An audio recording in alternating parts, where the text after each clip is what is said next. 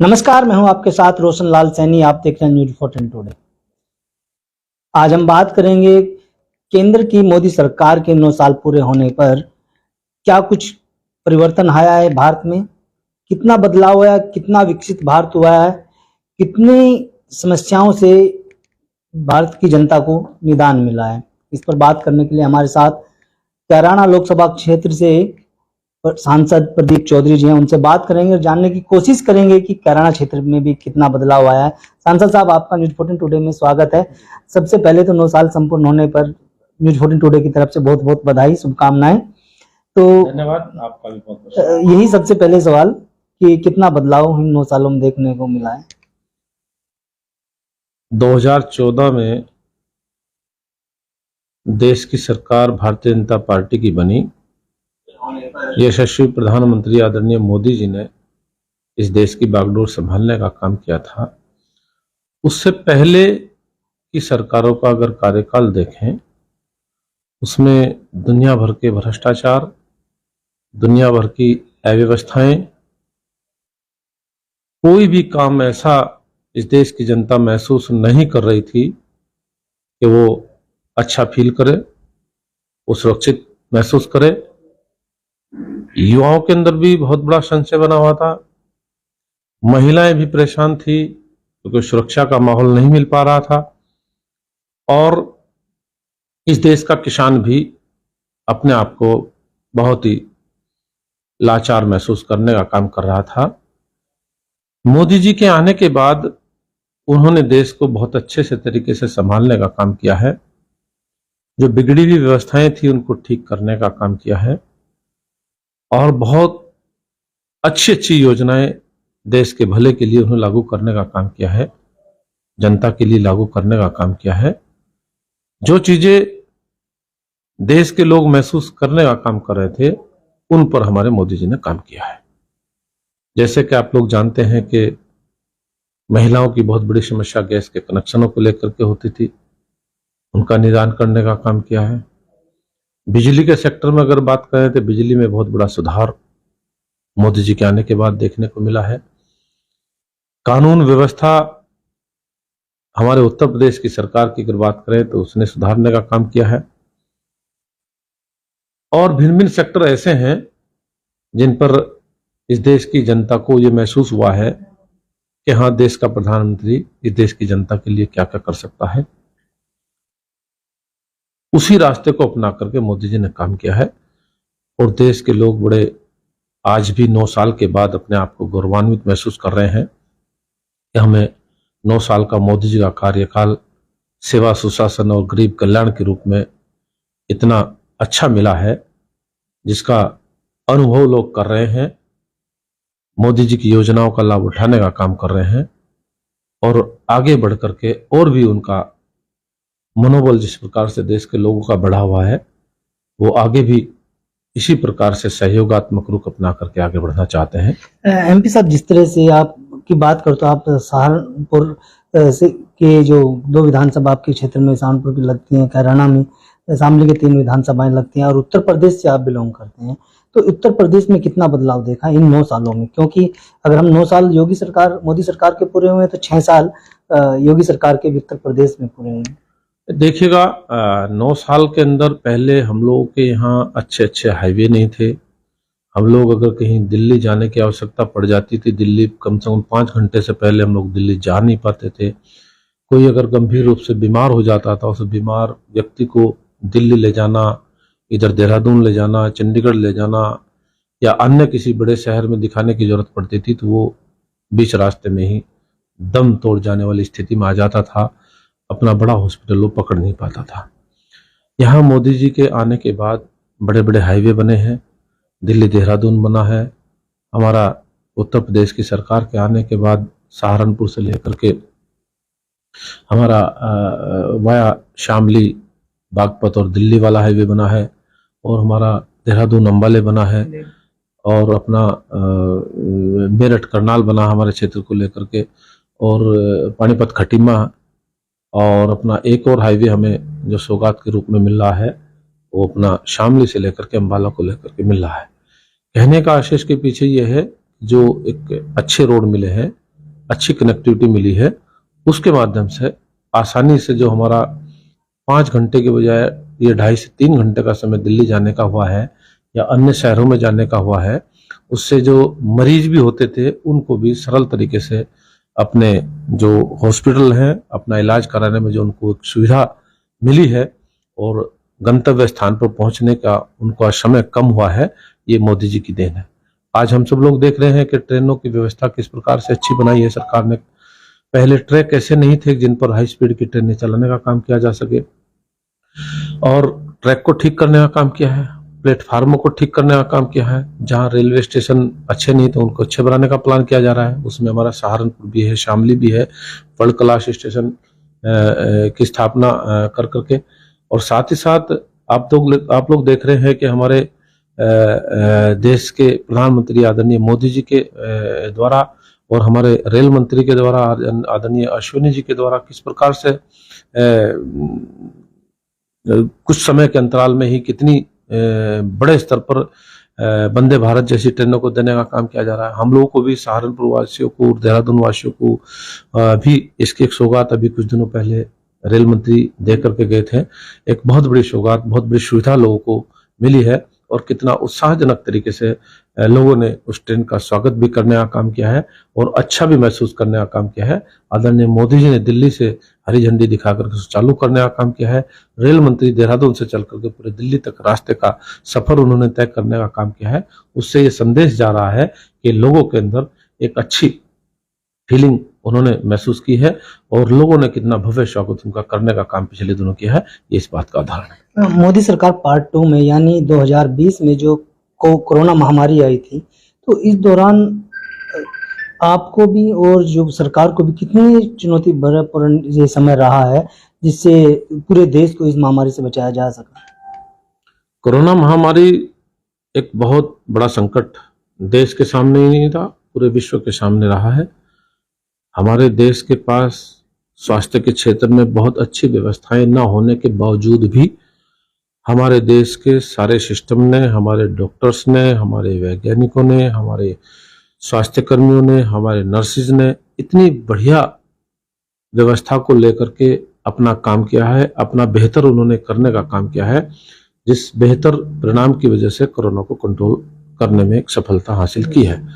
दूसरी बात ये कहना चाहता हूं कि जिन हॉस्पिटलों के अंदर अच्छी व्यवस्थाएं करने की बात थी, जहां दवाई नहीं थी दवाई की पूर्ति करना, जहां वेंटिलेटर नहीं थी वेंटिलेटर की पूर्ति करना, जहां ऑक्सीजन की कमी थी ऑक्सीजन की पूर्ति करना, ऑक्सीजन के प्लांट लगाना, बेड की कमी थी बेड की पूर्ति करना। और इसके साथ साथ आप लोग देख रहे हैं कोई भी महामारी इस देश के अंदर आई है, बहुत जल्दी उसकी अतिशीघ्र कोई वैक्सीन या कोई दवाई नहीं मिल पाती थी, कई साल बीत जाते थे। लेकिन ये सब मोदी जी के बदौलत ही संभव हो पाया है। इस देश के वैज्ञानिकों ने बहुत जल्दी उसका परिणाम निकालने का काम किया है और देश के लोगों के लिए कोरोना को कंट्रोल करने के लिए वैक्सीन को अतिशीघ्र तैयार कर करके लोगों के हित के लिए उसको लगवाने का काम किया है, जिसका लाभ बहुत बड़े स्तर पर देश के लोगों ने उठाया है और वो वैक्सीन लग करके लगभग लोगों को। महंगाई को कहाँ देखते हैं, क्योंकि विपक्ष अक्सर महंगाई के मुद्दे को लेकर खड़ा हो जाता है और कोई मुद्दा ऐसा है ही नहीं। विपक्ष के पास कोई आज की तारीख में एजेंडा नहीं है। विपक्ष मुद्दा विहीन घूम रहा है, हाथ पैर मार रहा है और उनका कोई काम चलने वाला नहीं है। आगे लंबे समय तक जो विजन हमारे मोदी जी का है, देश को आगे बढ़ाने का, देश को तरक्की के राह पर लेकर के चलने का, विश्व गुरु बनाने का, ये लक्ष्य हमारे आदरणीय मोदी जी का है। इस लक्ष्य को देश की जनता पार कराने में बहुत बड़ी सहायक साबित होगी। अयोध्या में राम मंदिर भी इसी कार्यकाल में बनाया गया है। राम मंदिर का ऐतिहासिक निर्णय कोर्ट ने दिया, सहर्ष तरीके से लोगों ने उसको स्वीकार करने का काम किया। हमारे देश के प्रधानमंत्री आदरणीय मोदी जी ने और अपने उत्तर प्रदेश के मुख्यमंत्री आदरणीय योगी जी के नेतृत्व में अयोध्या के अंदर भव्य राम मंदिर का निर्माण होने जा रहा है और जिसका पिछले दिनों माननीय प्रधानमंत्री के द्वारा शिलान्यास हो चुका है और उस पर बहुत तेजी से काम चल रहा है। जो भव्य वातावरण के अंतर्गत आगामी कुछ समय के बाद ही वो बहुत जल्दी तैयार होकर के देश के लोग वहां बहुत बड़ी संख्या में पहुंचेंगे और उस मंदिर में जाकर के रामलला के दर्शन करने का सौभाग्य सभी लोगों को मिलता रहा है और भव्य तरीके से आगे मिल पाएगा, ऐसा सरकार ने प्लान करने का काम किया है।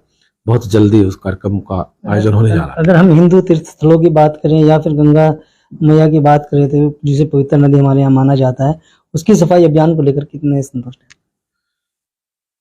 बहुत बुरी हालत में, चाहे वो गंगा नदी कहें, यमुना कहें या तीर्थ स्थल कहें, बुरी हालत में रहते थे, लेकिन सरकार ने प्लान किया है कि इनकी साफ सफाई भी अच्छी हो, धार्मिक स्थल भी अपने अच्छे हों, सौंदर्यकरण उनका हो। ये मोदी जी की बदौलत ही संभव हो पाया ना।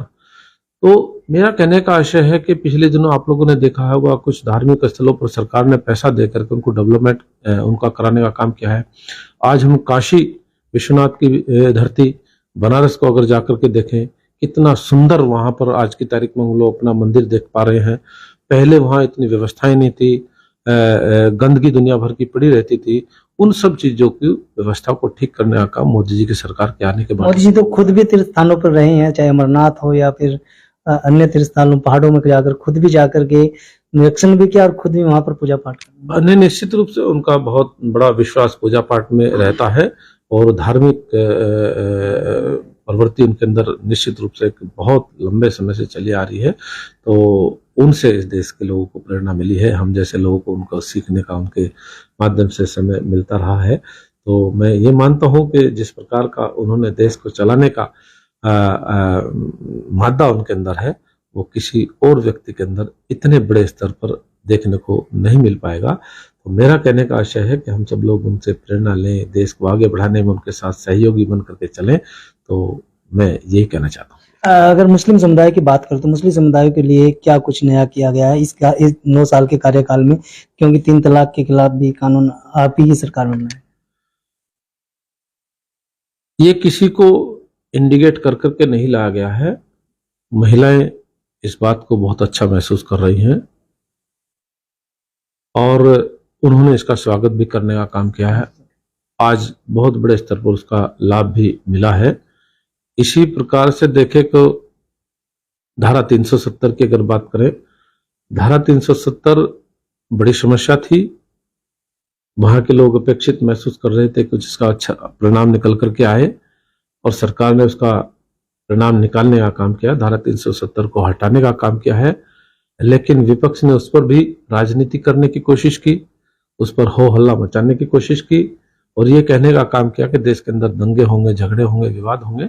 लेकिन हमारे मोदी जी की सरकार ने और हमारे देश के गृह मंत्री आदरणीय अमित शाह जी के द्वारा जिस प्रकार से लॉ एंड ऑर्डर को कंट्रोल करने का काम किया है, धारा 370 हटने के बाद इंच भर भी देश के अंदर पत्ता नहीं हिलने दिया और तिरंगा अपनी शान से किस तरीके से आगे बढ़ रहा है, ये हम सब देशवासियों को। राहुल गांधी खुद तिरंगा फहरा चुके हैं, कसम ये सब चीजें राहुल गांधी तो हमारे भारतीय जनता पार्टी की नकल करने में लगे हुए हैं और वो उन्होंने अब जाकर के मंदिरों की याद आ रही है भारतीय जनता पार्टी के कार्यकाल में। हम कैराना लौटते हैं। कैराना में एक समय हुआ करता था जब कैराना का एक समाज पलायन करने को मजबूर था। किस तरह से देखते हैं उस कार्यकाल में? वो स्थिति हम सब लोगों के आंखों से निकली है। वो मुद्दा बहुत हाईलाइट हुआ है और किस प्रकार से लोग खासतौर पर व्यापारी वर्ग अपने प्रतिष्ठानों को छोड़ करके मजबूर हो गया था छोड़ने के लिए और किस प्रकार से वो यहाँ से अपने घरों को छोड़ करके अपने बच्चों को साथ ले जा करके कहीं दूसरे सुरक्षित स्थान पर रहने के लिए मजबूर हो गए थे। वो सब सुरक्षा का माहौल आज हमारी प्रदेश और देश की सरकार के दौरान उनको मिला है। पिछले दिनों आदरणीय गृह मंत्री जी हमारे अमित शाह जी और हमारे उत्तर प्रदेश के मुख्यमंत्री आदरणीय योगी जी उन परिवारों के साथ जो लोग पलायन कर चुके थे और उनके साथ बैठ करके उन्होंने वार्ता की, उनका हालचाल जाना, किसी प्रकार की कठिनाई तो नहीं, कोई दिक्कत तो नहीं, कोई परेशानी तो नहीं, या बच्चों के रहन सहने में, लड़कियों को, महिलाओं में कोई किसी प्रकार का कोई खौफ तो नहीं। उन्होंने सब चीजों को जाना और समझा और मैं समझता हूं कि जिस प्रकार से लोगों ने उनके सम्मुख अपनी बेबाक तरीके से खुल करके अपनी बात रखने का काम किया है और उन्होंने अपना एक सुरक्षा का माहौल जो उन्होंने मिला है और एक संतोष उन्होंने जाहिर करने का काम किया है, वो आदरणीय गृह मंत्री जी के सम्मुख भी और अपने मुख्यमंत्री जी के सम्मुख भी उन्होंने अपनी बात बड़े खुले मन से रखने का काम किया है। और उन्होंने ये कहा है कि हम लोग अपने आप को अब बहुत अच्छे से आज की तारीख में सुरक्षित महसूस कर रहे हैं। और छोटी छोटी बच्चियों ने भी कहा है कि हमें कोई दिक्कत नहीं, हम स्कूल में भी आज खुले में जा रहे हैं, बदमाश किसी भी प्रकार की बदमाशी करने के लिए हिम्मत नहीं कर पा रहा है।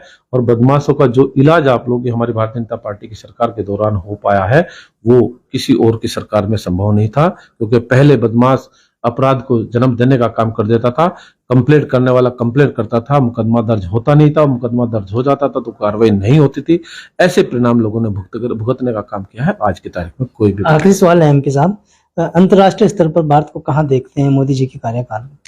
देखिएगा, ये सब इस बात का उदाहरण है कि जहां जहां भी मोदी जी जाते हैं वहां कितना भव्य स्वागत उनका होने का काम करते हैं होता है। और उनकी बात को लोग बड़े सम्मान के साथ सुनते भी हैं, उन पर अमल भी करते हैं और अपने अपने देशों में ये कहने के लिए मजबूर हैं कि हम भी मोदी जी की तरह काम करेंगे अपने देश के अंदर, हम मोदी जी की नीतियों को ही अपने देश में इसी प्रकार से लागू करने का काम करेंगे। और ये इससे ज्यादा उदाहरण क्या मैं मान सकता हूं कि पिछले दिनों जब देश में गए थे, वहां एक राष्ट्राध्यक्ष वहां को कितना सम्मानजनक तरीके से उनको लेने का काम किया है, ये पूरे देश के लोगों ने देखा है, पूरे विश्व ने देखा है। इससे बड़ा उदाहरण हम लोग क्या दे सकते हैं? ऐसा पहली बार हुआ है जब कोई आपदा दूसरे देशों में आई तो भारत की सुरक्षा कर्मी वहां पर पहुंचे और मदद करने का काम किया। निश्चित रूप से ये एक यही उदाहरण नहीं, मोदी जी ने कई सारे उदाहरण ऐसे इस विश्व के लिए, इस देश के लिए प्रस्तुत किए हैं, जिन उदाहरण को लेकर के हम लोग बड़े गौरवान्वित महसूस कर रहे हैं।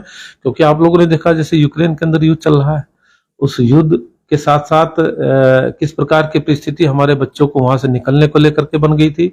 हमारे मोदी जी ने हस्तक्षेप करने के बाद युद्ध को विराम लगवा करके उन बच्चों को निकालने का काम किया है और बड़ी खुशी के साथ वहां से बच्चे निकले हैं। दूसरे देशों के बच्चे भी वहां फंसे हुए थे, वो भी निकलना चाहते थे, लेकिन दूसरे देशों के लोगों ने उन अपने देशों के बच्चों से यही कहा है कि जहां भारत का झंडा आपको दिखाई दे, तिरंगा झंडा दिखाई दे, तिरंगे के साथ भारत के बच्चे निकल रहे हैं, उनके पीछे पीछे आप निकल करके आ जाइएगा। ये इस बात का उदाहरण है कि मोदी जी की ताकत का देश के लोगों ने लोहा मानने का काम किया है। इसी प्रकार से आप लोग देख रहे हैं, अभिनंदन हमारा पायलट पाकिस्तान में फंस गया और फंसने के बाद हम लोग उम्मीद ना करते कि इतने जल्दी वो वापस आ जाएगा, लेकिन मोदी जी के रहते तो हर चीज संभव है, हर काम संभव है। मोदी जी है तो मुमकिन है, तो ये संभव हो पाया है। अभिनंदन चंद घंटों के साथ वापस हमारे देश में आया है, सुरक्षित वापस आया है, बिना किसी खरोंच के बहुत अच्छे तरीके से, ससम्मान तरीके से हमारे भारत में वो अभिनंदन जी लौटे हैं। ये हम सब लोगों के लिए गौरवान्वित करने वाली बात। धन्यवाद एमपी साहब। ये थे हमारे साथ कैराना से लोकप्रिय सांसद प्रदीप चौधरी, जिन्होंने न्यूज 14 टुडे से बातचीत में बताया कि मोदी सरकार के 9 साल किस तरह से गुजरे हैं और इन 9 सालों में जितने भी विकास कार्य हैं उन पर प्रकाश डाला है, चाहे वो रेल के दोहरीकरण का हो, रेलवे ट्रैक को मजबूत बनाने का हो, वंदे भारत जैसी हाई स्पीड ट्रेन चलाने के मामले हो, या फिर देश भर में सुरक्षा व्यवस्था की कायम करना हो, अंतर्राष्ट्रीय स्तर पर जो भारत को राष्ट्र गुरु बनाने की बात हो, तो तमाम ऐसे मुद्दे हैं जो मोदी जी के इन 9 साल के कार्यकाल में होने को हैं। और खास बात यह भी अभी चुनाव में 1 साल और बचा है, 2024 के शुरू में कभी भी लोकसभा चुनाव हो सकते हैं, तो उसके लिए भी तमाम तैयारियां भारतीय जनता पार्टी की ओर से की जा रही हैं। अगर आप हमारे फेसबुक पेज को देख रहे हैं तो फेसबुक पेज को लाइक कीजिएगा, सब्सक्राइब कीजिएगा, शेयर कीजिएगा, और आप यूट्यूब को चैनल को देख रहे हैं तो यूट्यूब पर भी आप फॉलो कीजिए और सब्सक्राइब कीजिए और शेयर करना ना भूलिए। हमें दीजिए इजाजत, नमस्कार। अगर आप ये खबर फेसबुक पर देख रहे हैं तो वीडियो को लाइक करके पेज को फॉलो करें। इसके अलावा अगर आप इस खबर से यूट्यूब के जरिए जुड़े हैं तो चैनल को सब्सक्राइब करके बेल आइकन दबाना बिल्कुल ना भूलें। नमस्कार।